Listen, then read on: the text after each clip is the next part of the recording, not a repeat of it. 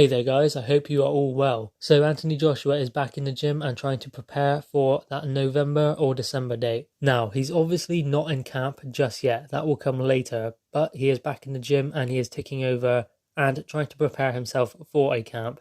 Now, hopefully he doesn't burn himself out and train too hard, because obviously camp will be quite difficult, especially with the things he has to work on. He needs to make his sparring replicate an actual fight, not just this technical side of things, because that is important too. But it's important to also have a fight so you are prepared for those uncomfortable and sticky situations come fight night. Now, Anthony Joshua did have a warning in the Klitschko fight. Joshua knocked Klitschko down in the 5th round, and it was early in the round, but Klitschko was still there. His eyes cleared, his head cleared, and he wasn't going anywhere anytime soon. But Anthony Joshua rushed in and tried to finish it, which was a mistake, and he almost got caught out. If Klitschko hadn't have gassed, then Joshua would have been out of there. But he didn't learn from that. But he will learn from his mistakes in the Andy Ruiz fight, because the same thing happened. He got Ruiz hurt, knocked him down, and tried to get him out of there before he was ready to go. Now it seems like Anthony Joshua is going to be working on his positioning, timing, and footwork. He has good footwork, but he didn't use it to his advantage in the Andy Ruiz fight.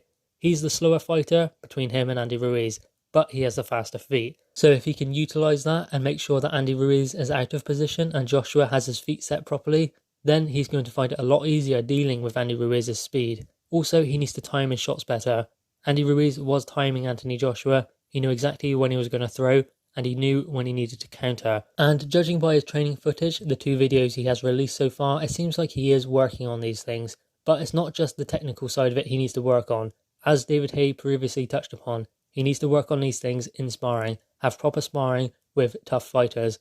Maybe Carlos Takam would be a good person for him to draft in for this, because Carlos Takam keeps coming forward. He has reasonably fast hands, and he probably is the best to replicate Andy Ruiz's style. Him or someone like Derek Chisora maybe, just someone who replicates that style, and who doesn't mind having a tear up, keeps coming forward, because that is what Andy Ruiz would do.